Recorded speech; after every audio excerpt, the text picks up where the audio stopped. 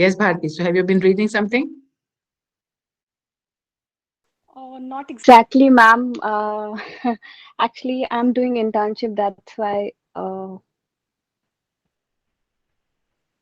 How does that explain? You are not reading for the course where you are enrolled for the year for a degree. Ma'am, I will definitely read. Hmm. Ma'am, I have gone through some of the topic, but I didn't read so much. That's why I'm saying. So much तो मैंने पूछा ही नहीं, मैं तो थोड़ा बहुत भी पढ़ा है क्या? यस मैम, थोड़ा बहुत तो क्लास अटेंड किया है और देखा भी है syllabus and class all. Attend करना इज नॉट थोड़ा बहुत पढ़ना है ना. इसको कहते हैं यस पका मैम. पकाया खाना. So apart from paka paka khana, what have you been reading?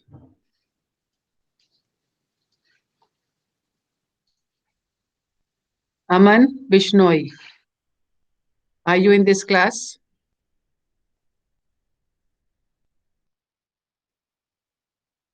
Yes, ma'am.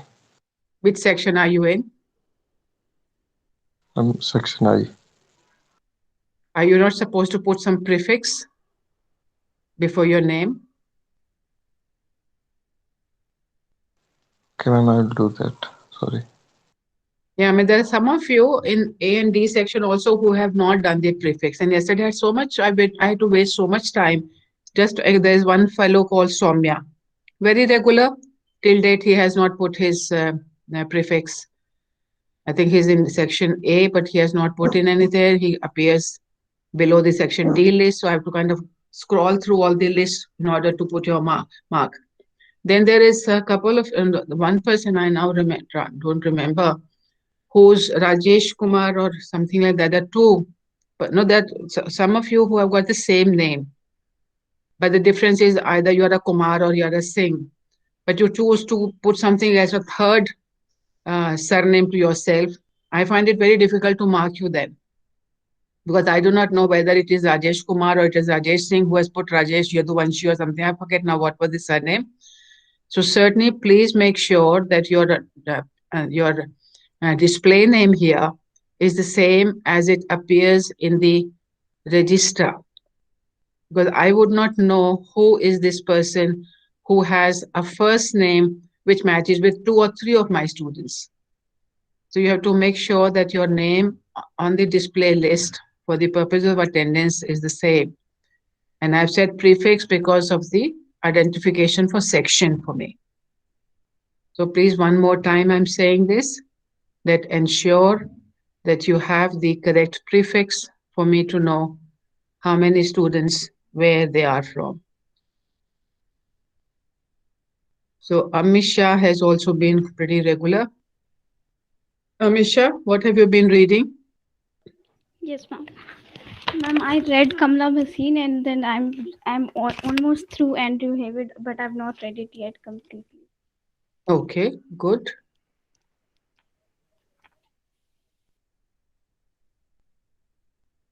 Abhinandan is also quite regular, doesn't speak in the class. So tell us, what have you been doing?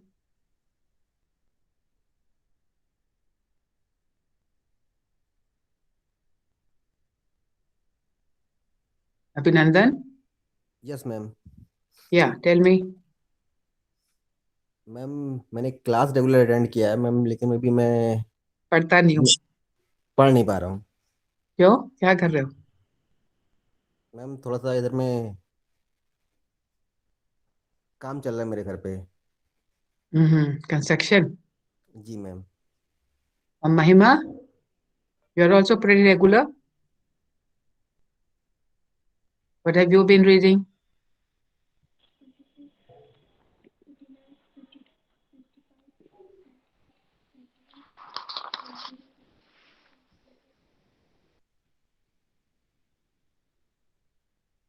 Mahima,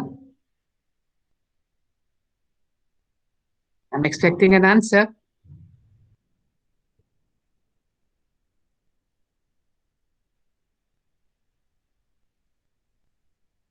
Network issue. You can still write, na? If you're writing this, there's a network issue. You can still write your answer. What have you been reading is my question.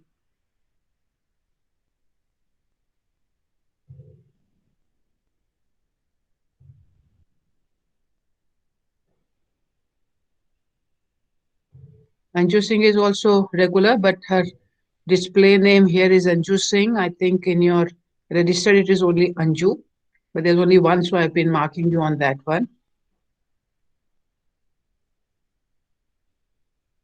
Yes, Mahima.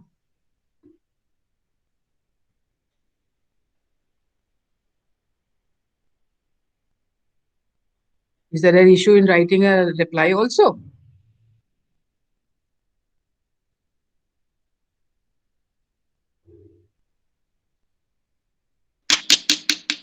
Ma'am, there is network issue. Yeah, so don't speak, write down. You can write, huh? You have written saying there is a network issue, so write down the answer. If your message could come with a network issue, so that means that your writing is coming. Write down the answer.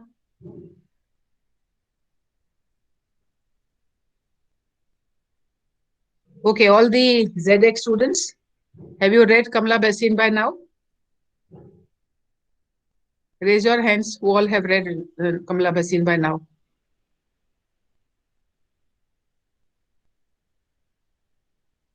Ma'am, actually in today's schedule, it was the Hayward Schools of Feminism. So I read that complete article word by word. I'm Okay. sorry. Okay, that's a good beginning. Who else have read Haywood? Ananya तो हमारी वो है leader. And Ankit has also shown a very good response yesterday. He's also presented the reading very, very coherently. Very impressive. So anybody else who has read Haywood? Or Kamla Bhasin, one of the two readings?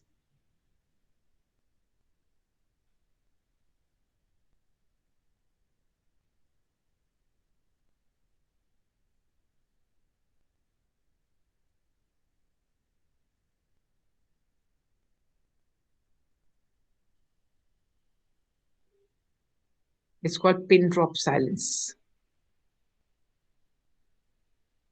सबको सांप सूंघ गया. Did anyone of you check out the link which Ramesh has given us yesterday? Yes, ma'am, I checked out.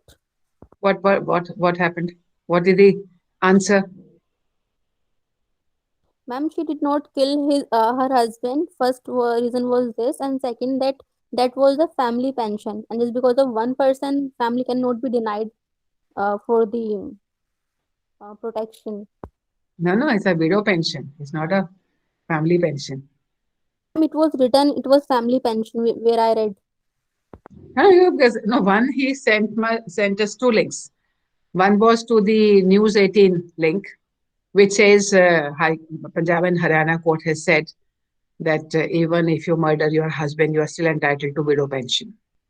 Then he gave us a link to a case, which certainly is not this case. It is a completely different case. It is on widow pension, who had remarried the Devar. So that's completely unrelated case. But I did find, and I'll put that here, it says Fast Check SEC, there's a blog, which does talk about that the headline and the case are completely unrelated. As I was saying yesterday also, that the headline said, in case of compensation, the case is not about that at all, what the headline says. It's the same story in this case as well. The wife did kill somebody, but it's not the wife who killed somebody, the widow killed somebody. So unrelated to the marriage, she killed somebody at a later stage. She became a widow and then she was drawing pension. And then she was charged and convicted for the murder of another man. And the government stopped her pension. So that the High Court has said that's got nothing to do with this pension. And she is out on bail and she's still, the pension is given to the widow and she has not killed her husband. So the question of killing the husband was nowhere in the judgment. So we do not know. And that's what happened, that when we read something which is very sensational, one must check out the accuracy and details of that information. was apparently to the eye doesn't seem like that it is correct to give pension a benefit which will arise after killing. So that certainly, it's like sort of saying, okay, because you will get insurance amount to kill this somebody. And the all the para which is given in News 18, that a hen, nobody kills a golden hen. None of that is there in the judgment. That's what this other blog says. I have not bothered to locate the original judgment because the site he gave me was not. And after this information that it is something which is just there in the headline, I have not bothered to try and locate the original judgment which he was talking about. So the important lesson we learned was that whenever there is even if it is accurate, we still need to know the details. I also learned it by the hard way when I looked at Kirti's judgment, that there's no statement by the judge saying that her work is equivalent to the husband's office. It's only saying that no, and in fact, in this particular case, Kirti's case, her contribution has been computed at the level of minimum wages in the state of Haryana for the unskilled workers. So it's not even semi-skilled workers. She's not been treated like that. So we'll come to that case again. So today we want to talk about schools of thought, various schools of thoughts. Are you aware of any schools of thought apart from the specific reading? We'll come to the reading in a minute. But are you aware of schools of thought? And I think somebody yesterday were having a discussion about there is no law for men. All the laws are for women. Jurisprudence is for feminist jurisprudence. There is no jurisprudence for men. So why do you think it is so? Why have we not made any special laws for men? Ma'am, Yes, Medha? ma'am, because all the laws are made keeping man in focus. So it's the women who need a different sort of a law. Like we've taken the man to be the ideal form and then we've made the law according to his understanding Mm-hmm. and his needs Yeah, and his requirements. so what we are saying is that actually the gender neutral laws are male laws. So it's only that the male laws are presented as gender neutral and the laws for women are presented as gendered category. Because when you look at what are the circumstances which have been criminalized or excluded from criminalization, what kind of reaction has been given to a certain actions, what has been considered as normal, reasonable human behavior is actually a male behavior. So therefore, men never needed a law because all the law was for them only. And women had to fit into those blocks. So when you looked at taught, we had this thing, that ubi jus, ubi remedium, and there was where there is a remedy, there is a where there is a wrong, there is a remedy, and the other thing was that there is a remedy and you need to fit into that in order to get the consequence. So women have to fit into the slots created for men. If they fit in there well, they will get the same benefits. If they don't, it's their problem. So certainly the jurisprudence which we call as jurisprudence is actually masculine jurisprudence. And I briefly talked about it in earlier classes. We were saying that how jurisprudence constructs society, human beings. Are we connected with each other or are we independent of each other?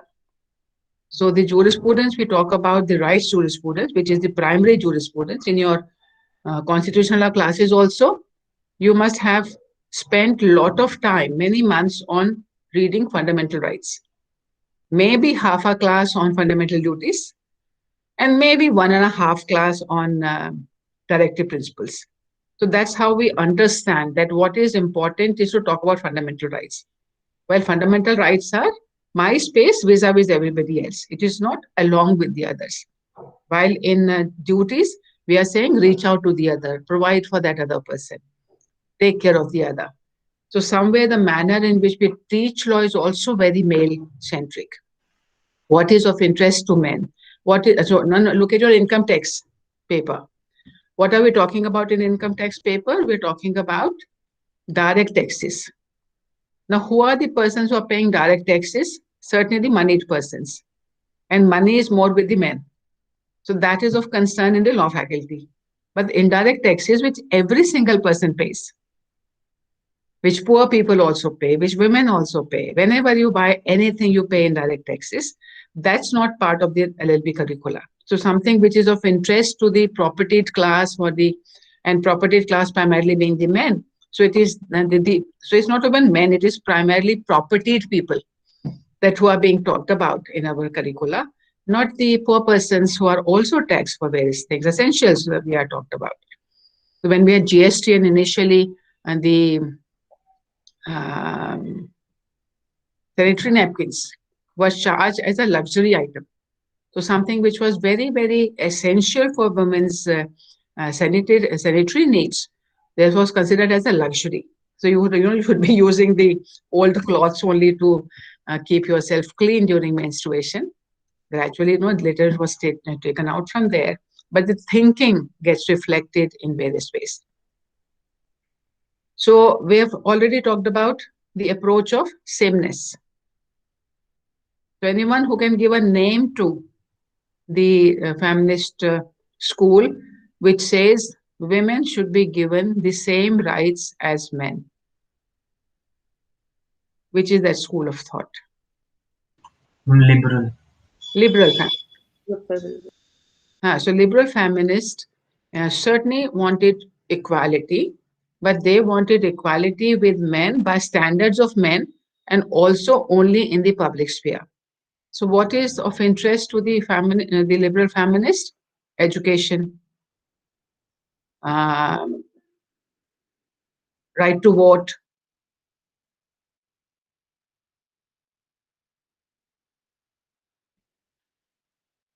so certainly they constantly thought that family is an important sphere and it should be remained.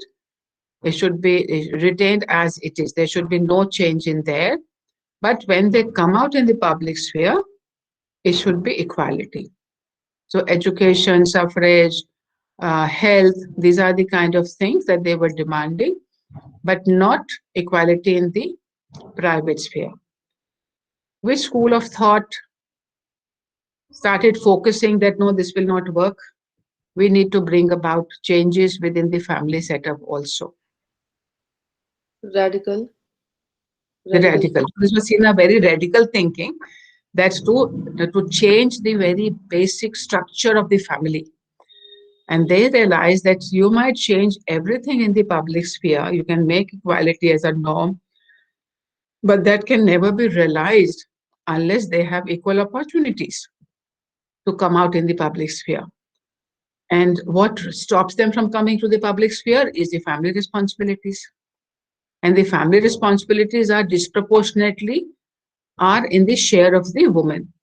So if she's spending most of her time there, and most of the women are not even coming out in the equal sphere, this judgment, Kirti versus Oriental Insurance, does bring out some of the startling figures, that how many million women said that they are homemakers, and how many million men said they are homemakers as their primary responsibility. So disproportionate number of women are within the family sphere.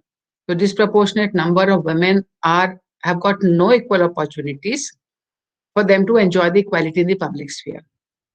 So therefore, we certainly need to look at the private sphere in order to bring about change. And have you heard about the Marxist feminists? What are they? What is their socialist Marxist? What is their approach? They believe that the main cause of discrimination or subordination is the economic class societies. That because women are economically dependent on men, so this leads to a discrimination and subordination of women. Focused on economic aspect. The capitalist system itself, they're saying that the system in which reproduction is not counted, only production is counted. So women's contribution is not counted in that economy at all, and they cannot be treated as equal. And this Kirti's case also brings that out. It was startling for me to know. One is aware of, but sources are not known. One is not having them in their head all the time. So in the census, I think the case mentioned the 2011 census. Women who are homemakers are categorized along with prostitutes and with beggars. That is the economic status of the homemakers. So somewhere the manner in which we arrange this economic functioning of the society also determines the secondary status of women, because they do not participate in what is considered to be the tools of power. And that also leads to, so unless you change the economic structure also, you cannot have equality. So when do you think this whole struggle started? The demand, how old is the struggle for equality for women?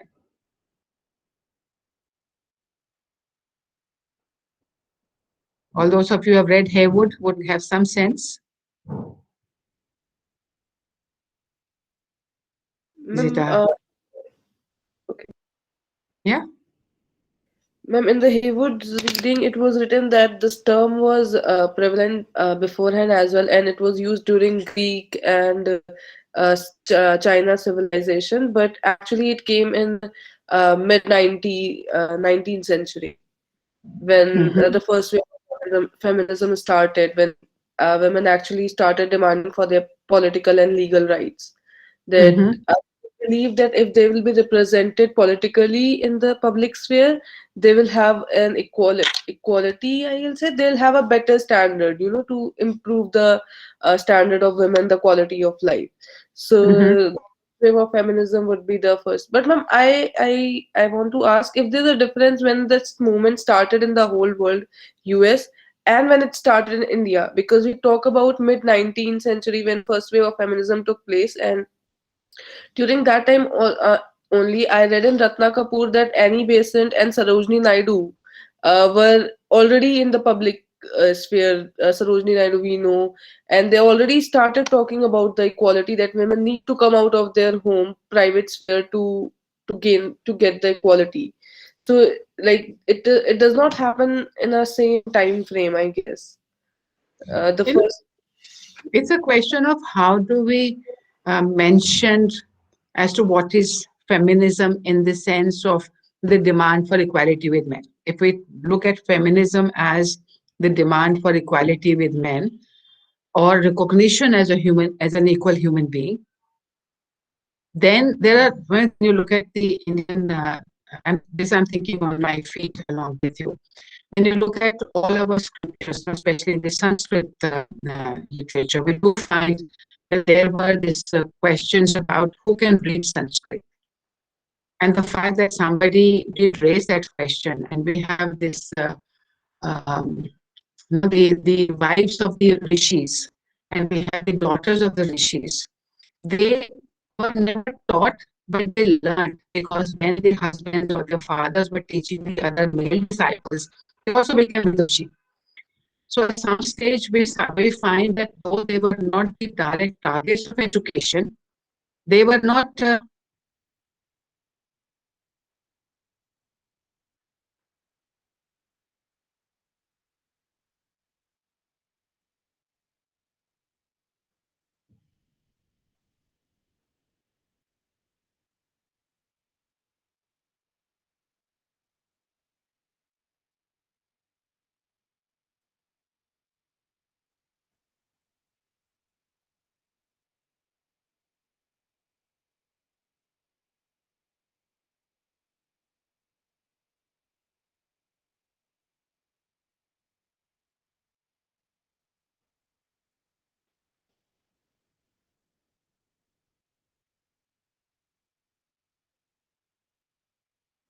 Yeah, I'm back.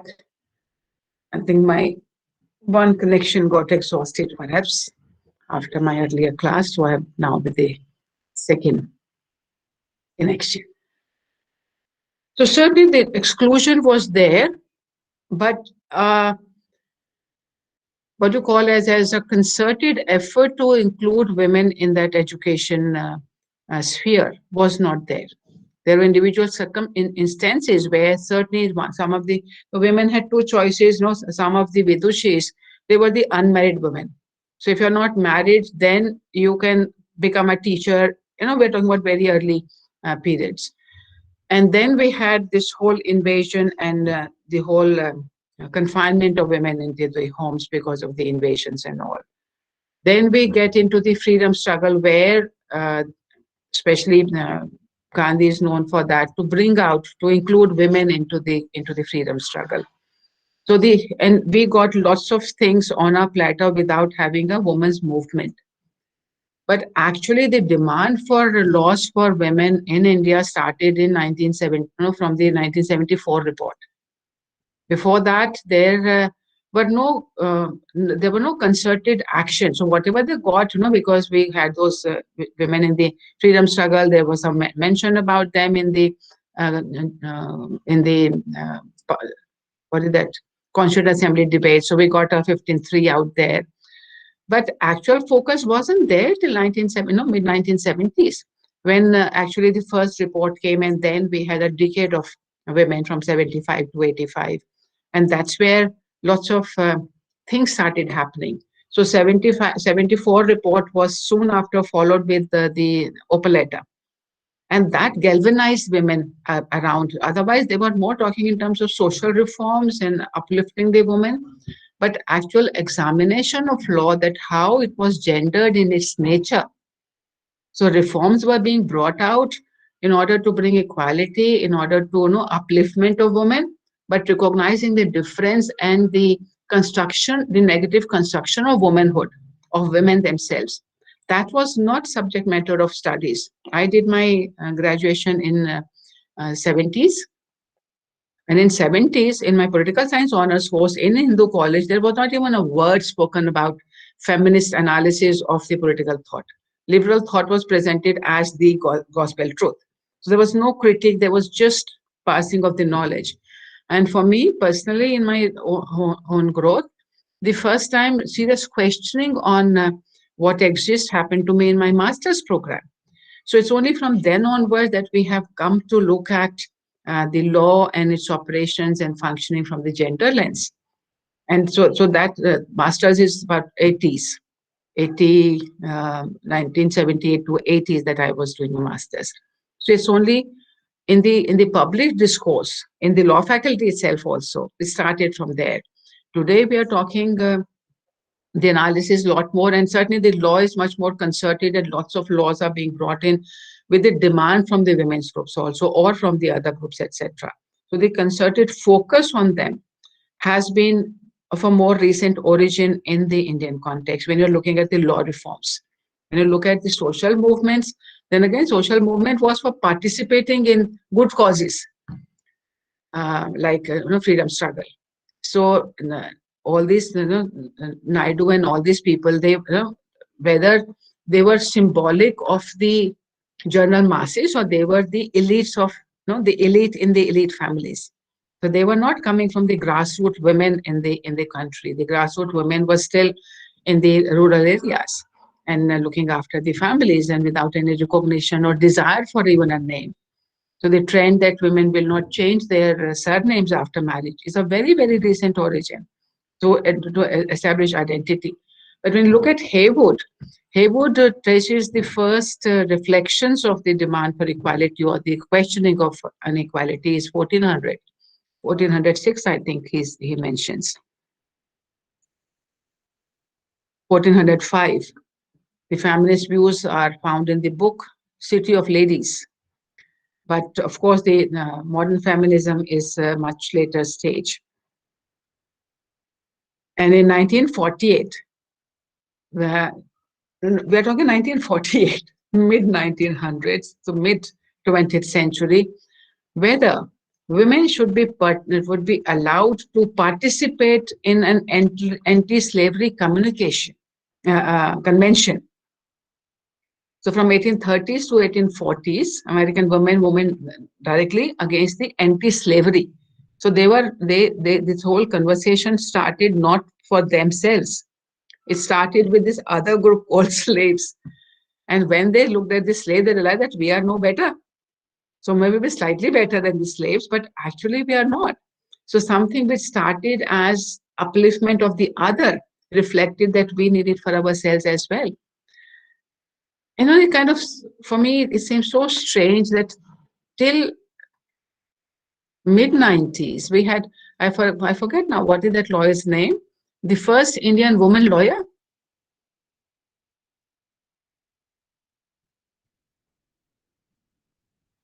First to get admission. I think her surname is Sarabji, something like this. Yeah. I'm forgetting her name, but that's Name a Cornelia. Hmm? Cornelia Sorabji. Cornelia Sorabji. So which year are we talking about? So even when there were so many professions, and we are still struggling on to those, that there are all this understanding that even when you can study, what is it you can study? We have this story of Merchant of Venice. So why the woman has to dress up as a man? Because lawyers could not be women. So what is there in the profession of women of lawyering that women can't be a lawyer? So today it all seems so ridiculous that how could at any point of time this could have happened, except for the understanding that women were not considered as human beings, as a normal, functional adult human beings. They were all adage to the women. To Ananya, to your question, that's my understanding. That in our case, we had women movement for participating in causes other than women's causes. Women's causes, in my understanding, started happening from the 1974 report. It's called the Status of Women report. That is the foundation of the current manner of thinking, especially in the changes of law. Professor Latika Sarkar, who was our senior professor, she was one of the members in that committee. And when she went door to door doing surveys and talking to men and women and others, she realized that she was actually a slave woman. No, she was not but she was a very discriminated woman at her home. And she went through a whole phase of struggle with her husband, resettling the roles that was within the house. Otherwise, because she was the first woman professor in the Faculty of Law. She joined law faculty in 1956, the year I was born. And the very first year, the dean told her that you will not teach the offense of rape in the class. A male colleague will come to your class and will teach that subject. And she said, I kind of thought of myself as a teacher and not as a woman teacher. So her whole assessment of herself and her state, and of course she taught the topic before the other colleague could come and teach that topic, because she said, no, there's nothing which should inhibit me in teaching this course. This is not something which the men have to do it. And of course, they turned the story upside down. In 2000, we were having a discussion about reintroducing the topic of rape. And one male colleague of ours got stuck. He says, no, I am not going to teach this topic. And then I offered to teach it in his class, and I did. And he never attended that class. Next year, he said, this is a self-study topic. So we had a complete reversal of role in these many years, that from 1956 to year 2000, there were men who were objecting to, and we, the women, were saying that, no, this is something which is very relevant to be taught. Every day we're finding so many reports, and we want sensitive lawyers, we want sensitive judges. If the topics like these are not taught in the law faculty, from where are these judges and sensitive lawyers and judges going to come? So certainly there are this whole thing about focusing on the women's issues as the women's issues in the Indian context is 70s rather than even in mid 20th century. So who was saying that you have read very carefully Haywood? I forget. No, not Jyoti. Yes, ma'am. Ayushi. Ayushi, what are the key points you would want to highlight from this reading? Ma'am, it's about schools, and every school has a different characteristics from each other, like how liberals are different from socialistic feminism, and how socialistic school is different from the radical one, and what are the new kinds of things and what are the waves. I can, if you want me to, I can start from the beginning, but that is too fundamental. I mean, No, it may be too fundamental for you, but there may be many students in the class who do not know that fundamental, and they have not bothered to even do the reading. Okay, ma'am. But ma'am, before starting, I mean, I have a doubt. There's a process of de-radicalization, which is regarding the feminist developments. Don't understand that process, de-radicalization process and the fragmentation process in the development of feminism. I mean, what Mhm. exactly, I don't know. Yeah, I think first we need to be at par with the others to understand what is radicalization first पता चला चाहिए ना पहले तो. Yes, ma'am. So I don't know, ma'am, whether I would be able to recall everything which I have studied from the article. No, whatever has stayed with you, because I think what we need to understand is that was there something which startled you, which kind of gave you a new thought? Well, that's how our thinking grows. Reproducing what is there. This is something everybody's job to read. But I am more interested that when you read it, some important thoughts which struck to your head, something you thought, well, that explains this. No, something you have seen, you say, oh, I can relate. So relating the reading to your day-to-day experience is what I'm interested in learning. I do not think the classes are for them to be told what is there in the reading. The classes are about how those readings get reflected in our day-to-day life. So, okay, ma'am. So it all started when we were all talking about the mid 1960s, and basically when the all sort of revolution was there in the world. So in the by the mid 19th century, the women movement had acquired a very central focus, and the first wave of feminism was like that when we already discussed that liberal feminism, that is same legal and political rights should be there for women. So what they actually meant by legal rights is that is right to vote. So female suffrage was its principal goal, and it was believed that if women could vote, all other forms of sexual discrimination or prejudice would quickly disappear.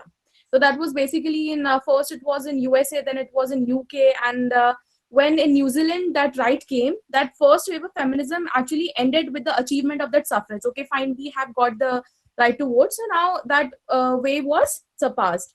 Then ironically, actually, that winning the right to vote, it actually weakened and undermined the women's movement, because that was in the mind of the feminist people that okay, fine, now we have this particular right, so we can other rights, other things we can acquire by ourselves. Then probably it was in 1963, that was the Betty Friedan's the feminine mystique. There was she actually called this problem the problem with no name. That was the origination of second wave of feminism. What she is trying to say here is that it is not only the legal right, it is not only the right to vote, it is something's women liberation reflected in the ideas of growing women liberation movement. So that was more of like political reforms are also needed, and there's something a societal change is what is needed. And then she actually in her own article said the two process of de-radicalization and fragmentation, and I don't know about that two process very much, but then it was the politics of the personal. Like if what liberals were saying, that actually it's about getting the rights, it's about getting education, it's about getting into the field of public sphere, entering into jobs and things like that. But they are not referring to the very important function that is within the family. Like what they're saying is like there's no political phenomenon in the family, and this is very much important that we have already discussed the public private dichotomy. And what Kate Millett is saying, that power structure relationships are there whenever there is a social conflict, even within the families. There exists a political relationships. So there's a relationship between government and its citizen is therefore clearly political. But so is the relationship between the employers and the workers and people who are in the families. So the definition of what is political is not merely of academic interest. What feminists are saying, that sexual inequality has been preserved precisely because the sexual division of labor that runs through society has been thought as natural rather than political. So what feminists were trying, they were trying to sort of break down the divide between the public man and the private woman. That is the personal is the political. Female operation was thus actually thought to operate in all walks of life, in many respects originates in the family itself. Then they further came on to patriarchy. So now, why patriarchy was there, or why we want a different ideology, why feminism actually originated? Because as nobody was actually giving that particular feel. Okay, this liberals were saying it's all about rights. What socialists were saying it's about class. Nobody was actually getting into the field that what actually feminism wants and what it is. So they have to they have to use the concepts of patriarchy to describe the power relationship between men and women. So what basically literally patriarchy means, that is rule by the father, supremacy of the father in the family. But it's not only the supremacy of father in the family, a small institution is there, like the supremacy of men is everywhere. It's not in the family within itself. So patriarchy is therefore commonly used in broader sense to mean quite simply rule by men, which is both in family and outside.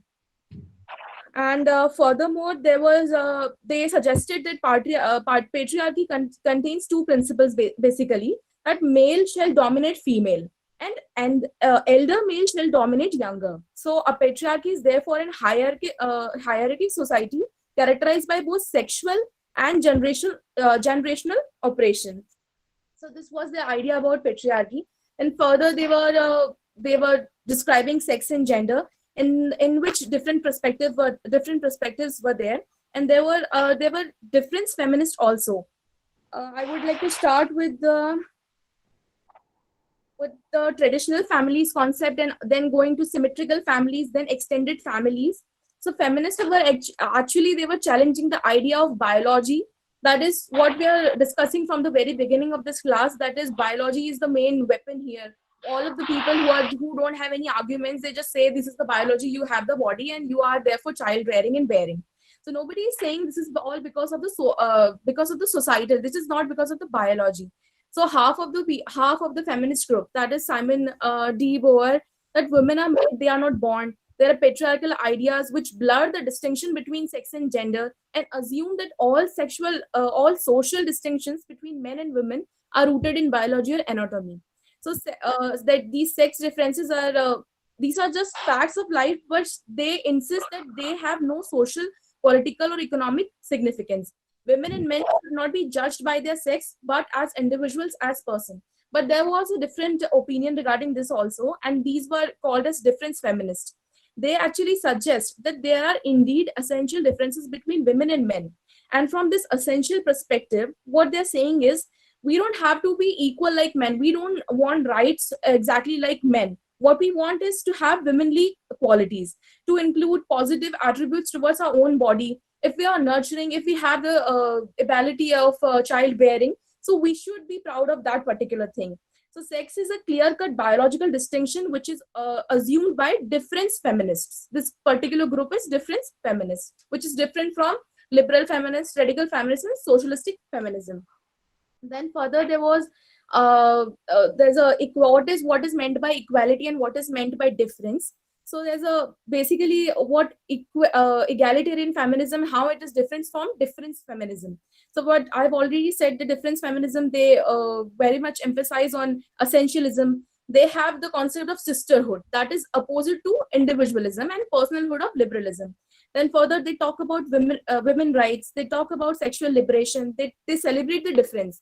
They are not actually they are different from men, and they are celebrating that particular thing.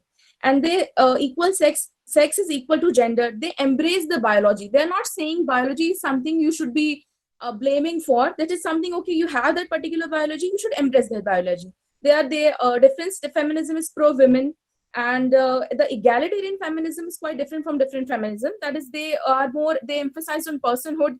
They emphasize on gender equality. They wanted to reduce the differences between men and women and have an egalitarian society. They are pro-human. I mean, this was all about egalitarian feminism and difference feminism. Then they further, now what is the relationship between sex and politics? How feminism came into the politics sphere, and now there are the 4 schools. I'm out of words now. I'll try. Okay, ma'am, I'll try. Now the school starts. The first one is liberal feminism, and it was the first wave. This was they actually wanted everything to have equal with men, like whatever men are having, so we also want that. There's equality between the two groups, like what their husbands and their sons are having in the society, so one should have that. There's a lady, Mary Wollstonecraft. She is also known as the mother of the liberal feminism. So she actually drew upon the she stressed the equal rights of women should be there, the notion of personhood should be there. And particularly in liberal feminism, the second wave was laid by Betty Friedan, and it is article, and she was the first leader of National Organization of Women also. What is actually the philosophical basis of liberal feminism is basically the idea of individualism. So we should be treated equally. There's no point of like treating unequally just because of gender. We should be treated on the basis of rational grounds, on the content of our on the basis of our character, our talents, our personal worth, and everything like that. So it was more or less the same. They are actually they want reforms. They don't want to turn the society upside down. They just want that particular reforms should be there so that we can enter into the public sphere, and that is all. And which is very different from the revolutionist idea. And there are very limitations to this particular approach of individualism, which was pointed out by radical feminists. Then further, it was socialist feminism. We were already discussing about Engels and Karl Marx, what they were saying, and what actually in the center point of that is they are not treating gender. They are not treating gender separate thing. What they are saying is that the bourgeois family is a partition structure. They are oppressive because they have men, and to have that particular sense of property. And if that capitalism won't be there, so the problem of gender and the problem of feminism won't be there. So they are not reading that particular thing individually. So it was more of like the complete problem is capitalism, not feminism. So they are even not concerned about the this group. Now the further, it's radical feminism, which actually treated gender differences in the society as it was regarded first time. So it was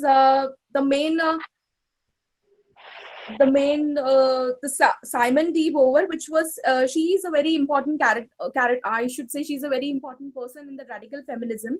Her works highlight the extent to which the masculine is represented as the positive or the norm, and whatever the feminine is portrayed as, it is all as others. Such otherness fundamentally limits women's freedom and prevents them from expressing their full humanity. The central feature of radical feminism is that the belief that sexual oppression is the most fundamental feature of the society, and the other forms of injustice, there's this class exploitation, racial hatred, and so on, these are merely the secondary things.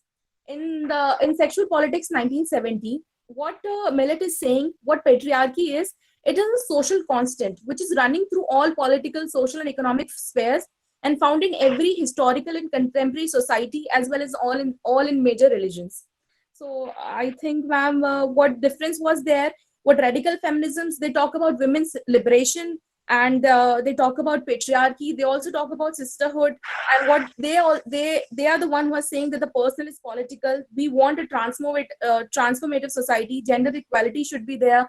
Sexual politics should be talked, and there indeed a need of revolutionary change as opposite to reformative change of liberal feminism.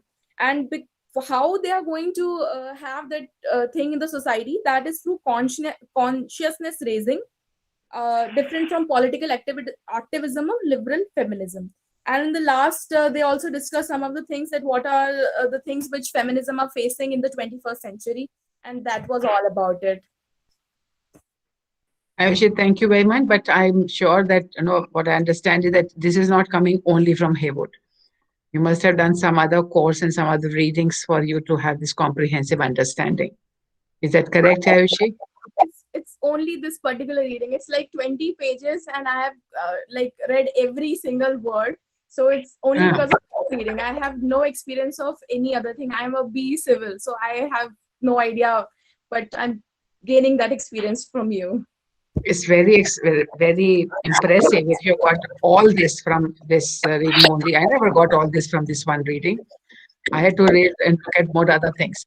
So I think briefly put for people who may not have read and do not have much grounding in this, we are talking about three primary manner in which women have questioned or sought equality. One has been the sameness, that we are same as men. So whatever the legal system gives to men in the public sphere, because the liberal school was not talking, liberal school had a very clear division of private and public. So public sphere was where equality existed. Private sphere was left to the people themselves to manage. Law will not enter the private sphere. So the first group of women who asked for equality, they said, okay, if public sphere is an equal space for men, it should be equal space for women also. So that was one approach. The second one said that no, merely changing the public place is not going to impact, because the manner in which we arrange the public space itself determines what will happen in the private space. So public space, which has been for men, that is the capitalist system. In the capitalist system, what we require is control over the proletariat. So the means of productions are with the people who produce things, and the workers do not have any much say. So this hierarchical setup and disempowering of this group. So what is important in capitalism is also the proletariat, the workers. So workers have to become good workers. For them to good workers, what do they need? A whole family to support them. So the family was seen as so that they will not feel the wage earners. The family has to be a place of comfort and leisure. And that reminds me of the biblical understanding that women were made from the rib of the men in order to keep them entertained, because the men alone were feeling very lonely. The Adam alone was feeling very lonely. Therefore, Eve was created from the rib. For what purpose? To entertain, keep him entertained. So that thinking gets reflected, that it is women who have to ensure that men leave their homes on time for the work. They ensure that they are properly relaxed at home so that they're rejuvenated for work tomorrow. And the whole concern of the capitalist system is that what is the woman's job? To create disciplined workers for tomorrow. So this whole division of labor serve the interest of a capitalist system also, which is flourishing at the cost of the workers. So for the workers' welfare, the family has to be a place where the law doesn't enter. So somewhere they are talking about that it is not merely the individual, this division per se, but the division of private and public. So there was a private and public conversation in liberal also. There's private public conversation here also. So in the liberal, they said private is separate, don't interfere with that, only make public space clear. The liberal, the Marxists, the socialist Marxists said that no, this division serves a very important purpose in capitalist society. And therefore, this division has to go, not for any other purpose, but this division reinforces the patriarchal structures, puts the women in the places for caring so that they can create a new generation of disciplined workers. So there's and this is what Haywood also said, that the concept of private public is there in all approaches of different purpose served, but all the three approaches. The third one is the radical school, which said is also again talking about the private public, that this division of private public actually leads to the disempowerment of women, and therefore this has to go. Betty Friedan in 1963 does talk about the woman personhood, which says that no, women should be recognized as individuals. But 20 years later, she herself says, oh, too much emphasis on individualism, on personhood, may result that they will choose not to be part of families, not to produce children. They will forget their natural function. So even within the feminist thoughts, there is no one approach to what is equality or what will lead to equality. And it doesn't matter. So for me, the important, somewhere relating this whole theory part to the present. So today we're talking about marital rape. So we had 3 schools. One said sameness. The second one is saying you'd have to change the capitalist system itself. The third one is saying that you need to do away with the division of the private public, and private sphere is a very, very controlled atmosphere, hierarchy control, and there's certainly sexual control over women. By monogamy, men have controlled women. The emphasis on monogamy is ensuring unquestioned patriarch and the ownership of the children. The issue of monogamy came in the view of polygamy, where men could have more women to produce more children, to have more hands under their control. And the monogamy and the polygamy, the institution of marriage itself ensures that there is a clear connection established, clear control established on the woman and her offspring. So in this whole scenario, if we today talk about the marital rape, and we say that, no, this must be ousted from the criminal law, which school of thought, feminist school of thought, do you think will have this demand?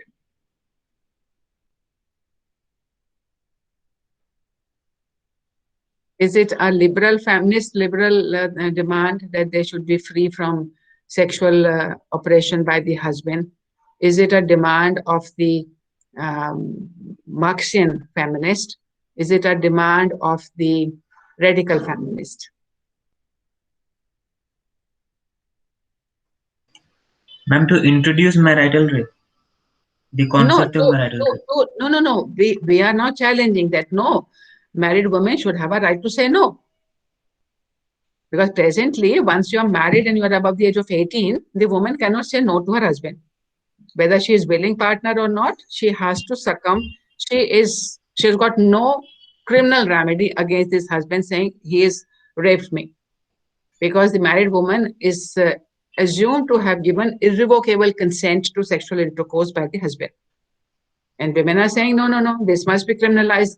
Sex, whether within marriage, outside marriage, it always has to be consensual. But our statute doesn't say so. So if women are demanding that this law should be abolished and marital rape should be recognized as an offense, which approach of feminist demands do you think is more likely that, no, this group of feminists would have asked for it? Radical, certainly. Radical. It certainly cannot be the liberal, because liberal is saying leave the private aside. Whether sexual control over women is a concern of the Marxist school,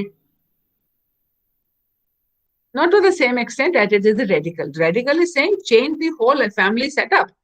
Family setup, equality has to come. So that has to be radical feminist school.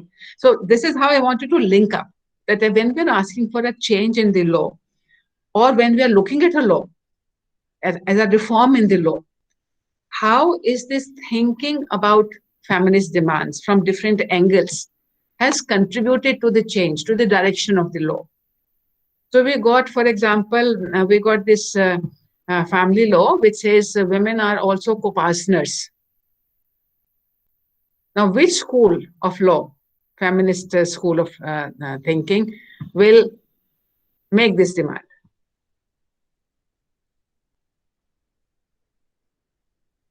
Ma'am, we cannot strictly put demands into specific categories, I think. I mean, it's common in socialistic feminism also, and radical feminism also.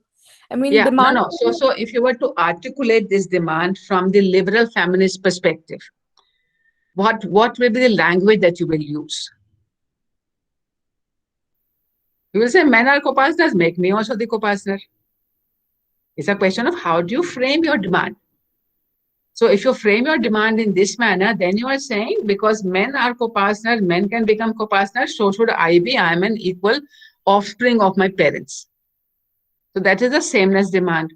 If you say that no, unless you change the power relationship, the property relationship within the family, by giving equal rights to women over property, by making them co-partners, you cannot change the patriarchal nature of the family.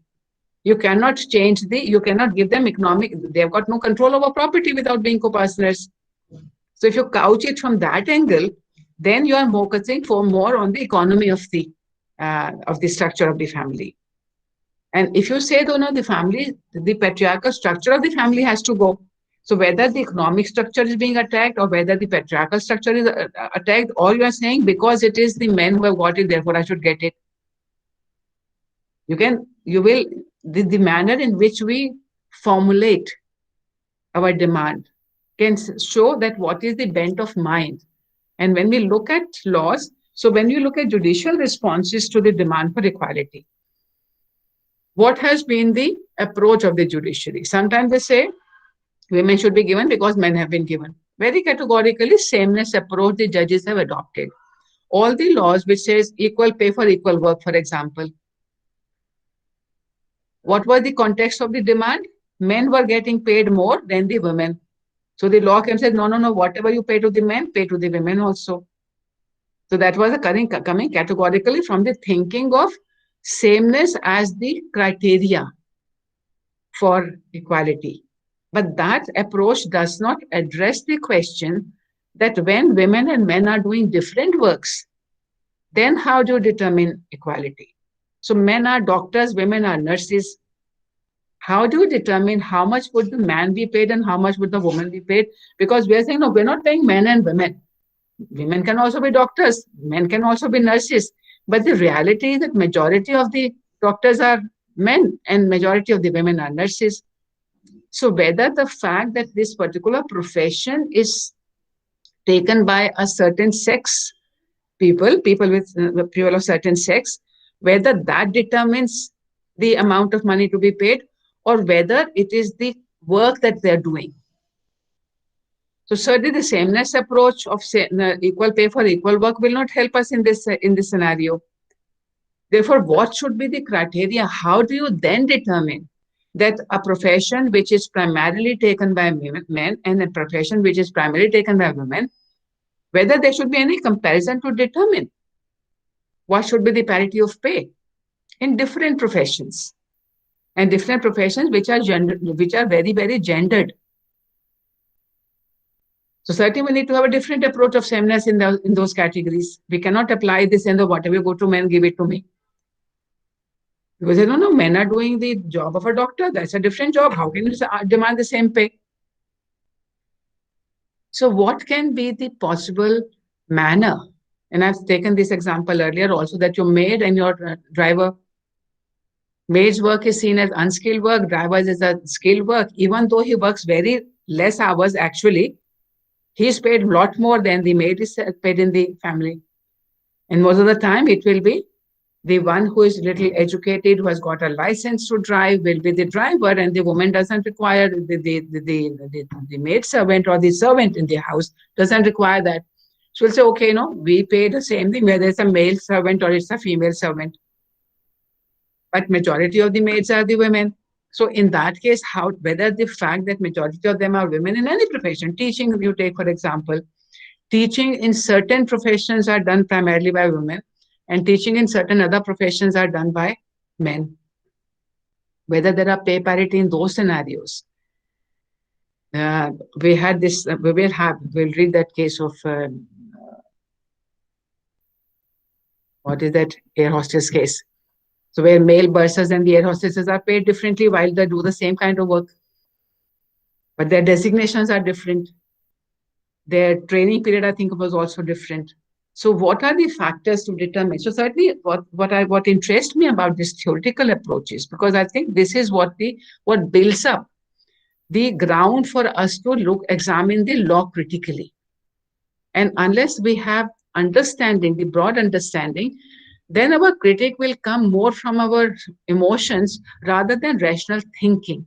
Classifying, understanding what is the motivating force with the law or the judge who is interpreting a law or a constable who doesn't who doesn't do the investigation appropriately in a domestic violence case, for example. Why is he not doing so? What is his thinking? Or if somebody is doing very well, somebody has really been innovative. So what is his or her motivation? What is his thinking? So all these schools of thought help us analyze the current law and judicial decisions appropriately. in the light of approaches. So we will, because till now we've been having quite a theoretical basis, but this theory builds up what we call as the neve. As the neve is what in English? Foundation. It creates the foundations for our critical thinking in this course, examining the actual laws. So some people, I used to find it also sometimes very abstract, but if you start making a connection between how you will analyze the existing laws, you will understand the importance of understanding of this. So the three thoughts, she says, are common. Here what mentions towards the end. One is this private-public divide. The second one is the gender.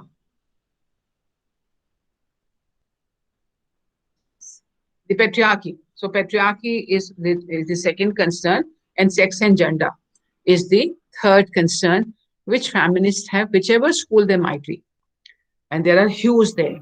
And today, of course, we are saying multifaceted approach. You cannot have just one approach. And depending on what is the kind of change we are asking, we may decide to follow a different approach. We don't have to be having difference in all the cases. We do not have to have sameness in all the cases. We do not have to follow only one approach in changing, demanding changes. It all depends on what is the best approach in a given scenario. And that will help us formulate our demand or the solution for the ill that we have appropriately.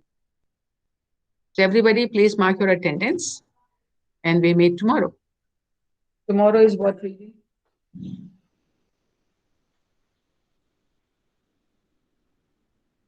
Ellison Jagger. It's very interesting reading. Talking about, what are the, you want peace, and at the same time, we want participation in military. Whether these are contradictions. There are lots of contradictions within the demand, and I think everybody has to take their own positions as to how do you deal with these contradictory demands of feminism from different perspectives. So that's what Ellison Jagger's reading is all about. It's an interesting reading. Everybody, please read. So, okay, everybody has marked your presence. Those of you who need to mark your presence, there are very few of you in any case.